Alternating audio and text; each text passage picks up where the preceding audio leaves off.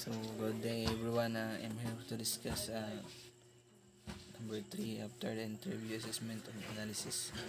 So, an effective interview should always end the interview respectfully and on professional note. This increases the likelihood of keeping channels open for future communication. Avoid possible misunderstanding and improve trust public institutions.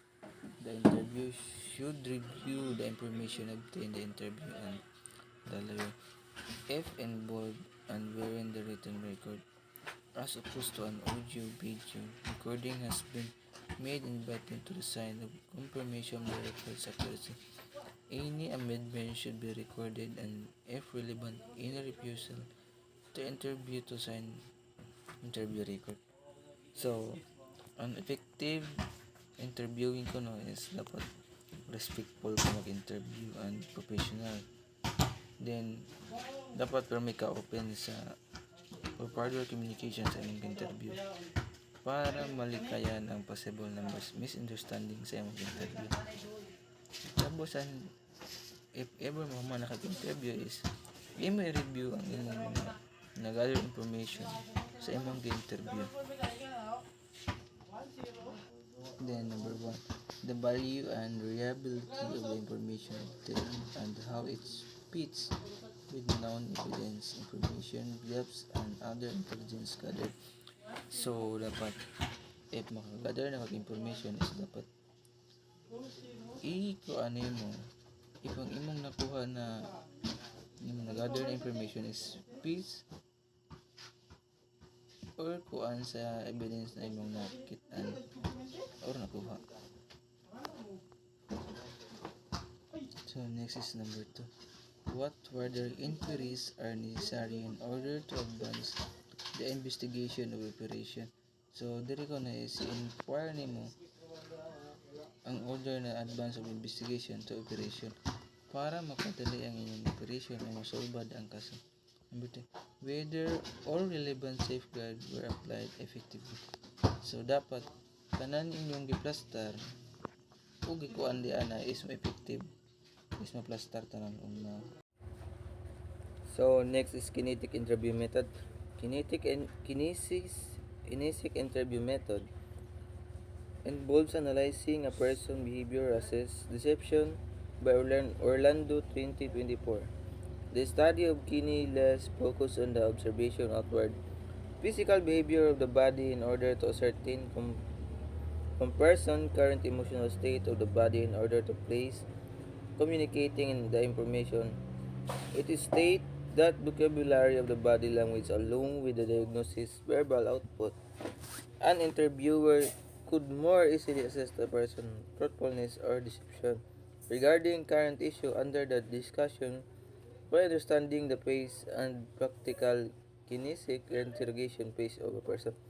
So, ang kinetic interview method ko no is nagdeals with action of the i-interview nimo nga unsay iya mga action or mga tubag, kung babalang ba siya mo tubag or ikul ba nya pero musunod sa imong gipangutana or motubag sa imong gipatanag tarong. So next is practical kinetic analysis. During the analysis phases of the interview, use several techniques to observe and analyze the subject behavior in order to determine the subject truthful and deceptive behavior, at least to determine those areas most sensitive in a subject that more further attention truth verbal inquiry. It recognizes the cause of truthful and deceptive behavior generated by subject truth. So there is a practical kinesis analysis phases daw is na ilang technique na example kaning kuan 1 to 5. Number 1 is verbal quiz. So verbal quiz is involved identification of symptoms of speech quality and content which give interviewee the most productive body of data necessary to determine truth and deception. So there is a number 1 ko no is pirmi balik-balik ko ng question hantod sa makatugan or mahadlok ang interview nimo para makatugan og tinuod. So next is number 2.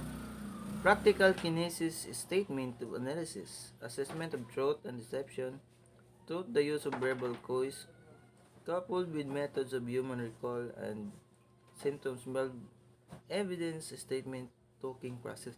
So dire ko no is ang interview nimo is sig damong gipan istorya na not related sa imong gipangutana or sa kaso nag-interview. So next is body language cues. It refers to observable body language cues of the deception of the unbalance of inconsistent relation to the speech or emotional symptoms generated by subject at the same time. So ang kuang kuno dire is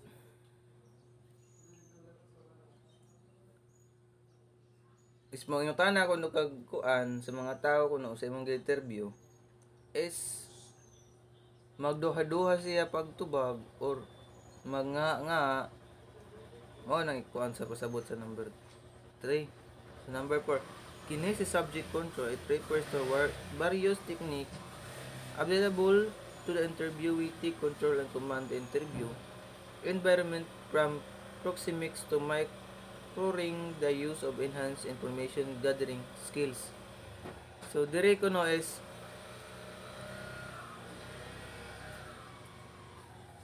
God damn it.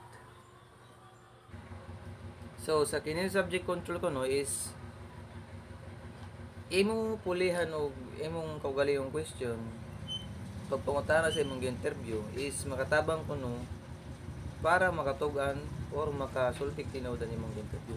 Second, number 5, confession behaviors, the verbal and non-verbal acceptance ko is generated by a subject who is prepared to give admission of confession. So for example, may nakaka-interview which is si Kuan. Pag-interview nimo is muiwas siya sa imong eye contact o ang inyang bagay is naka-down is sign na kuno na mo tug-an na siya tinuod or musulti na sa iyang nakita. So the last is practical kinesis interrogation phases. So practical kinesis interrogation phases, it's involved the interview determining the subject frame of mind of response to the interview stress. It is also help to interview the determining if the subject is suffering from personality disorder or psychosis. It's also help the interviewer to determine the subject personality type when enable him to understand the subject things that to determine the subject's strength.